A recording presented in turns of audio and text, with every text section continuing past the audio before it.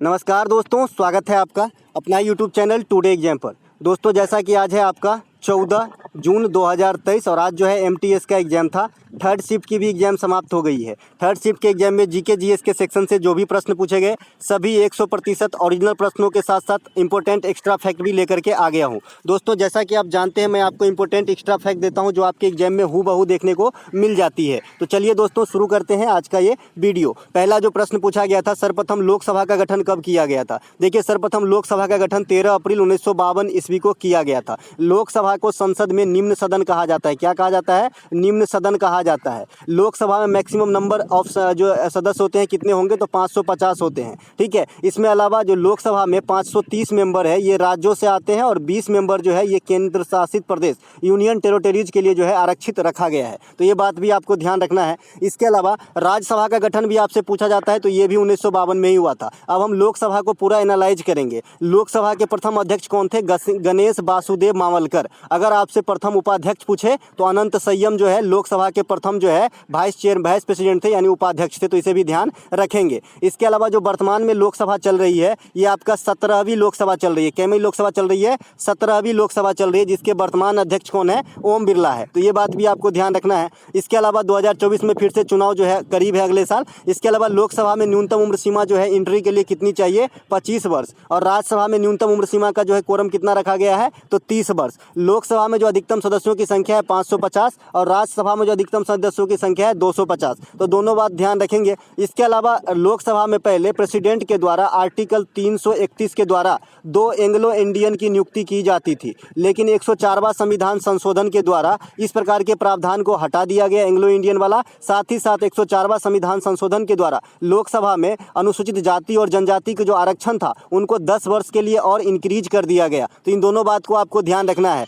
देखिए 101वां, 102वां, 103वां और 104वां संविधान संशोधन आपसे काफ़ी पूछा जाता है। तो 101वां जो है ये जीएसटी से संबंधित है, 102वां जो है ये आपका ओबीसी से संबंधित है, 103वां जो है ये आपका ईडब्ल्यूएस से संबंधित है और 104वां का जिक्र अभी हमने कर लिया है कि एंग्लो इंडियन साथ ही साथ जो एसटी एसटी है उनको जो है 10 वर्ष के लिए जो है आरक्षण इंक्रीज किए गए। तो ये सभी बात ध्यान रखेंगे। इसके अलावा लोकसभा का कार्यकाल आम वे में 5 वर्षों का होता है। इस कार्यकाल को जो है बढ़ाने का काम 42वां संविधान संशोधन 1976 में किया गया था और ये जो है सक्सेस नहीं होते हुए फिर से इसे रिवर्ट कर दिया गया था। लेकिन राज्यसभा का जो कार्यकाल होता है ये परमानेंट होता है, अस्थायी होता है, इसलिए राज्यसभा का विघटन संभव नहीं होता है। राज्यसभा कभी विघटित नहीं होते हैं। तो ये बात भी आपको ध्यान रखना है। नीचे वाले लाइन पर जरा ध्यान दीजिएगा कि लोकसभा में जो सदस्य होते हैं उनका भी कार्यकाल लोकसभा के कार्यकाल तक ही होते हैं 5 वर्ष जनरली, लेकिन जो राज्यसभा में राज्यसभा के जो सदस्य होते हैं उनका कार्यकाल 6 वर्षों का होता है। आपसे पूछा जाता है कि राज्यसभा में हर दूसरे वर्ष कितने सदस्य अवकाश ग्रहण करते हैं, तो 1/3 1/3 सदस्य जो है अवकाश ग्रहण करने का काम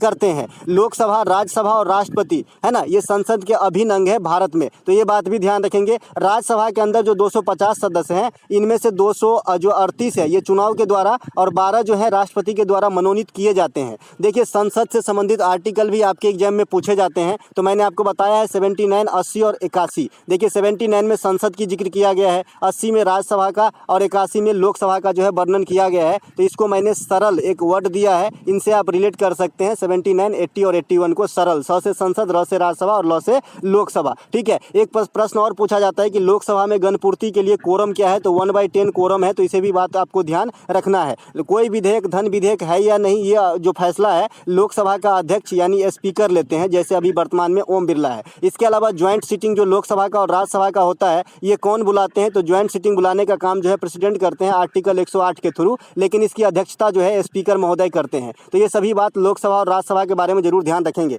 इसके अलावा एक प्रश्न पूछा गया है, किस भारतीय राज्य या केंद्र शासित प्रदेश ने रूरल बैकयार्ड पिगरी इस प्रकार का स्कीम का नाम है इन्होंने जो है चालू किया है। तो ये आपका मेघालय राज्य में इस प्रकार की जो है स्कीम चालू किया गया है। ये करंट सेक्शन की क्वेश्चन है। इसके अलावा मेघालय में क्या है, तो गारो, खासो, जयंतिया, गारो, खासी और जयंतिया ये तीनों पहाड़ियाँ जो है ये आपके कहाँ पे है? मेघालय में है। साथ ही साथ ये तीनों जनजाति के भी नाम है, तो इसे भी ध्यान रखेंगे। मेघालय में हमने बांग्ला महोत्सव का नाम नाम आपको बताया है, ये मनाया जाता है मेघालय के अंदर, तो ये बात भी ध्यान रखेंगे। दुनिया में सबसे अधिक बारिश, अभी बारिश का समय आने वाला है, तो मासिन राम ये दुनिया में सबसे अधिक बारिश वाला स्थान है, ये भी मेघालय के अंदर स्थित है। ठीक है, अम्मा योजना जो है ये सिक्किम में चलाई जाती है, जो 20,000 रुपये की राशि जो है महिलाओं को प्रदान की जाती है जिनको कोई इनकम का सोर्स नहीं है। वात्सल योजना ये उत्तराखंड में चलाई जाती है। लाडली बहन योजना ये मध्य प्रदेश में चलाई जाती है। पहल योजना ये उड़ीसा सरकार की योजना है। साथ ही साथ पहल योजना जो है ये आपका LPG सब्सिडी से भी संबंधित है, जो केंद्र सरकार के भी योजना है। पंचामृत योजना ये आपके उत्तर प्रदेश में जो है गन्ना की खेती से संबंधित है, योगी आदित्यनाथ के द्वारा। ठीक है, 1 ID 1 जो राज्य की योजना है ये भी आपके उत्तर प्रदेश से ही संबंधित है, तो ये बात भी ध्यान रखना है।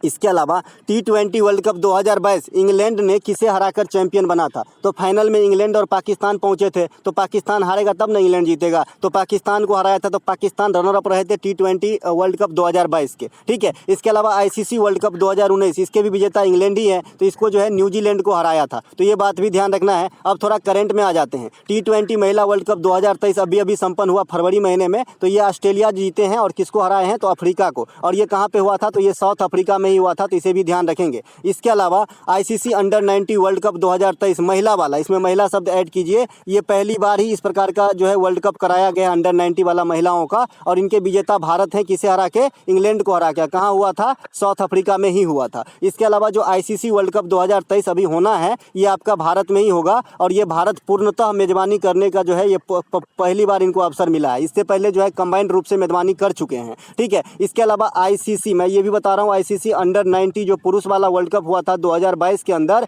ये आपका वेस्ट इंडीज में हुआ था, और ये जो विजेता रहे थे भारत रहे थे, तो ये बात भी आपको ध्यान रखना है। इसके अलावा वर्तमान में पंजाब राज्य के मुख्यमंत्री कौन है? देखिए पिछले साल के जो MTS हुआ 22 वाला, उसमें भी ये क्वेश्चन पूछे जाते थे, और 23 में भी पूछे जा रहे हैं। वर्तमान में पंजाब राज्य के मुख्यमंत्री कौन है? तो ये भगवंत सिंह मान है, जो किस पार्टी से है? झाड़ू वाला पार्टी, आम आदमी पार्टी से जो है इन्होंने संबंध रखना है। इसके अलावा मैं बता दूं आपको कि देश में जो अभी क्षेत्रीय पार्टी मतलब केंद्र स्तर के जो पार्टी हैं वो 6 ही बच गए हैं, जिसमें एक आपको इंक्लूड किया गया है। ठीक है, आपको इंक्लूड किया गया है। तृणमूल कांग्रेस वगैरह को जो है बाहर कर दिया गया है, वो क्राइटेरिया को फॉलो नहीं कर रहा था। हिमाचल प्रदेश के वर्तमान मुख्यमंत्री कौन है आपसे बता दूं, तो सुखविंदर सिंह सुक्खू है, क्योंकि अगला जो टर्म है पूछे जाने की इसी का है, क्योंकि यहाँ पे कांग्रेस निर्मित जो है मुख्यमंत्री है। इसके अलावा महाराष्ट्र के वर्तमान मुख्यमंत्री कौन है? एकनाथ शिंदे हैं, तो ये बात भी ध्यान रखेंगे। इसके अलावा असम के वर्तमान मुख्यमंत्री हेमंत बिस्व शर्मा है। हेमंत बिस्व शर्मा BAI का अध्यक्ष भी है, बैडमिंटन एसोसिएशन ऑफ इंडिया का, तो इसे भी ध्यान रखेंगे। इसके अलावा जो आपका 9 राज्यपाल का फेरबदल हुआ, 13 राज्यपाल की फेरबदल हुए थे, ये मैं आपको लिस्ट दे चुका हूँ PDF में, तो आने वाले शिफ्ट में यहाँ से भी क्वेश्चन पूछे जाएंगे, तो ये भी ध्यान रखिएगा। ठीक है, इसके अलावा असम के वर्तमान मुख्यमंत्री बता ही दिए। गोवा के वर्तमान मुख्यमंत्री प्रमोद सावंत है, तो इसे भी ध्यान रखेंगे। और नवनिर्वाचित कर्नाटक के मुख्यमंत्री सिद्धारमैया है, तो इसे भी ध्यान रखेंगे। कर्नाटक में अभी चुनाव हुआ है, कांग्रेस की जो है यहाँ पे जीत हुई है। इसके अलावा कुचिपुड़ी शास्त्रीय नृत्य किस शैली में, किस स्टाइल में की जाती है? तो भैया ये कर्नाटक संगीत स्टाइल में की जाती है। कर्नाटक संगीत और शास्त्रीय संगीत इन दोनों में कितने प्रकार के स्वर होते हैं? VVI करके रखिएगा, तो ये 12 प्रकार के स्वर होते हैं। ठीक है, कर्नाटक संगीत कहने का मतलब जो साउथ में की जाती है वो कर्नाटक संगीत, और इनके अलावा जो इस प्रकार बाहर की जाती है क्लासिकल सॉन्ग, तो उसे हिंदुस्तानी शास्त्रीय संगीत कहा जाता है। ठीक है, कर्नाटक संगीत के मशहूर नृत्यांगना जो है M सुब्बालक्ष्मी है, जिन्हें भारत सरकार के द्वारा 1998 में प्रथम बार किसी म्यूजिशियन को भारत रत्न से सम्मानित किया गया। उसके अलावा पंडित रविशंकर को 1999 में मिला, 2000 में किसी को भी नहीं मिला, 2001 में लता मंगेशकर और बिस्मिल्लाह खां को कंबाइंड रूप से मिला भारत रत्न, 2008 में पंडित भीमसेन जोशी को मिला,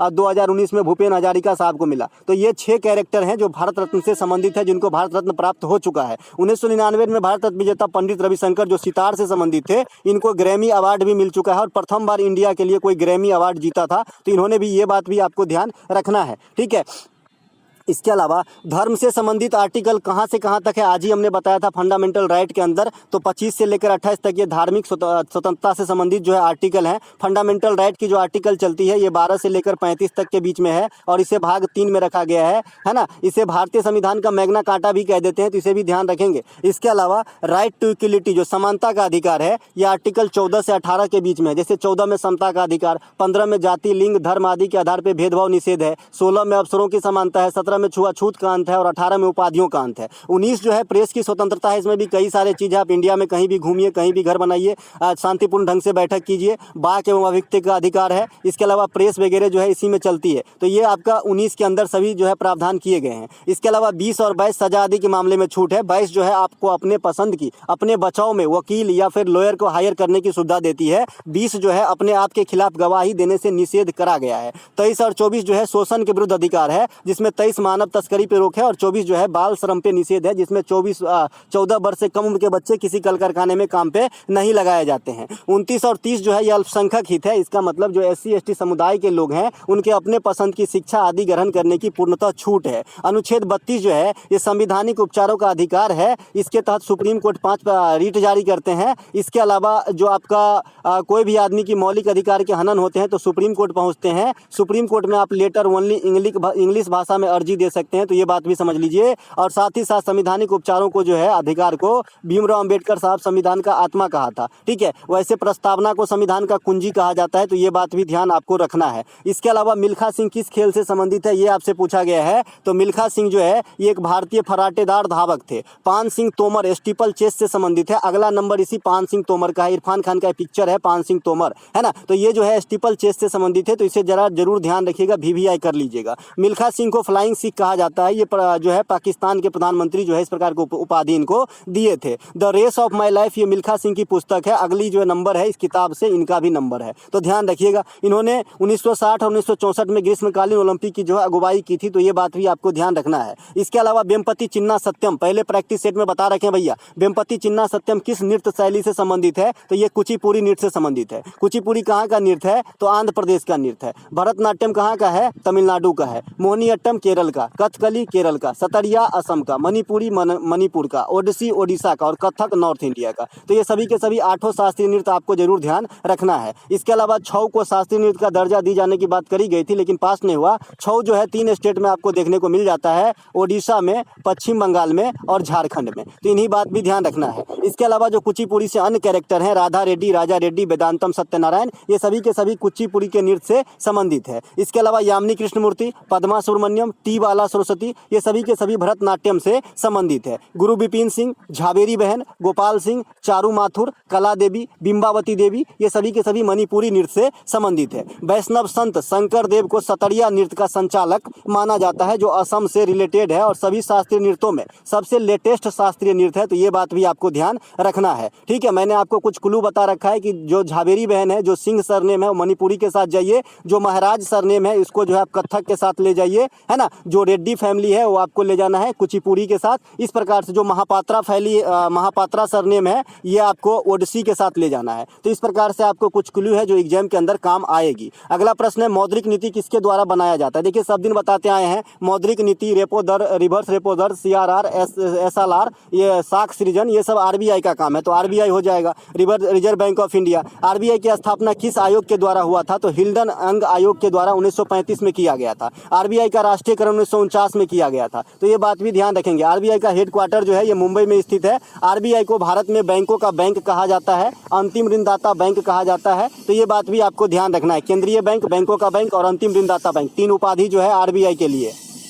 RBI की प्रथम भारतीय गवर्नर CD देशमुख साहब थे। प्रथम अंग्रेज गवर्नर ओसबर्न स्मिथ थे। RBI के वर्तमान गवर्नर शक्तिकांत दास हैं। RBI की लेटेस्ट स्कीम जो है ये विजन 2025 है ना। इसके अलावा रुपये जो है ये भी RBI ही जो है लॉन्च कर रहे हैं, तो इसे भी ध्यान रखेंगे। इसके अलावा RBI न्यूनतम आरक्षण प्रणाली के आधार पर नोट छापने का काम करते हैं, तो ये बात भी आपको ध्यान रखना है। इसके अलावा इनका जो काम है प्रथम, इनमें देख लीजिए, मौद्रिक नीति बनाना, CRR तय करना, SLR तय करना, बैंक दर जारी करना, रेपो रेट जारी करना, रिवर्स रेपो रेट जारी करना, साख सृजन करना, ये सभी के सभी नोट छापना, ये सभी के सभी RBI का प्रमुख कार्य है। इसके अलावा सभी प्रकार के नोट पे RBI के गवर्नर के ही साइन होते हैं, लेकिन 1 रुपये के नोट पे वित्त सचिव भारत सरकार के साइन होते हैं। RBI नोट छापना जो है कम कर देता है उस स्थिति में जब मुद्रास्फीति आ जाती है, क्योंकि मुद्रास्फीति नोट छापना कम करने से बैंक में जो है नोट कम पहुंचती है, लोगों के जेब में फिर नोट कम जाती है, लोन मतलब कम मिलता है। इससे क्या होता है, सामान खरीदना कम कर देता है, जिससे मुद्रास्फीति जो है अस्थायी तौर पर पर रुक जाती है। तो इस प्रकार से आरबीआई मुद्रास्फीति रोकने में भी अहम योगदान निभाती है। इसके अलावा एक प्रश्न पूछा गया है, लूडो फिल्म के गाना जो है किस्मत के हवा है ना, किस्मत के हवा वाला गायक है, तो इनके गायक कौन है? तो R.C. रामचंद्र जो है इनके गायक हैं। तो ये बात भी आपको ध्यान रखना है। चन्ना मेरे या सॉन्ग ये अरिजीत सिंह ने गाया है। ये क्वेश्चन जरूर पूछा जाएगा, क्योंकि आज गाना से जो है, इससे पहले आपको ये दिल है मुश्किल जो है ये गाना कौन गाया है, तो अरिजीत सिंह ये पूछा गया था। तो चन्ना मेरिया भी पूछा जाएगा, तो इसे भी ध्यान रखेंगे। इसके अलावा एक प्रश्न पूछा गया है कि शिशु मृत्यु दर जन्म दर से अधिक हो तो जनसंख्या पे क्या इफेक्ट होता है? तो भैया जनसंख्या बढ़ जाएगा ऑब्वियसली, है ना, कि जन्म लेगा ज़्यादा और मृत्यु होगा कम तो जनसंख्या बढ़ेगा ना, है ना। केरल राज्य की जनसंख्या शिशु मृत्यु दर सबसे कम है, फिर भी केरल राज्य की जो है जनसंख्या लगभग स्थिर है ना। साक्षरता सबसे अधिक है, लिंगानुपात सबसे अधिक है ना। इसके अलावा भारत जनसंख्या के मामले में यूएनए के रिपोर्ट के अनुसार 2022 तक पूरे दुनिया में सबसे अधिक जनसंख्या वाला देश बन गया है। 142 करोड़ से भी ज़्यादा जनसंख्या जो है इंडिया का हो गया है। लेकिन अभी आपको जनगणना 2011 के अनुसार ही पूछा जाएगा, तो 2011 के अनुसार पूछा जाएगा तो भारत दूसरे स्थान पे ही रखिएगा, चीन को पहला स्थान पे ही रखिएगा जनसंख्या के मामले में, ठीक है। यूएनए वाला रिपोर्ट के अनुसार पूछे तो पहला स्थान बता देना है। इसके अलावा क्षेत्रफल के मामले में भारत 7वां देश है। इससे 6 जो बड़े देश हैं, कनाडा, चीन, ब्राजील, ऑस्ट्रेलिया, है ना, अमेरिका, इस प्रकार से 6 जो है इनसे बड़े देश हैं, ठीक है। और भारत के पास कुल भूभाग का 2.4% जमीन है, तो ये बात भी ध्यान रखेंगे। क्षेत्रफल के हिसाब से सबसे बड़ा कंट्री जो है ये रूस है। इसके अलावा नाइट्रोजन का परमाणु क्रमांक आपसे पूछा गया है। नाइट्रोजन के परमाणु क्रमांक 7 होते हैं, संकेत इसका N होता है। वायुमंडल में सबसे अधिक 78% नाइट्रोजन और 21% ऑक्सीजन पाई जाती है। इसके अलावा नाइट्रोजन जो है यूरिया जो उर्वरक है ये नाइट्रोजनी उर्वरक है, जिसके खोजकर्ता ओलहर्थ है ना। तो ये बात भी आपको ध्यान रखना है। आपके सामने ये पीरियोडिक टेबल है, कुछ तत्व का जो है परमाणु क्रमांक आपको देख के जाना है। जैसे आज आपका नाइट्रोजन का पूछा गया था, तो नाइट्रोजन कहाँ है भैया, ये 7 नंबर पे, 8 ऑक्सीजन है ना। इस प्रकार से आपको कुछ तत्वों को देख लेना है। टाइटेनियम वगैरह का वैस है, तो इस प्रकार से आपको देख लेना है। इससे पहले मैगजीन का पूछा था, है ना, मैगजीन Mn का संकेत किसका होता है, तो मैग्नीज का होता है। ये 25 परमाणु क्रमांक वाला है।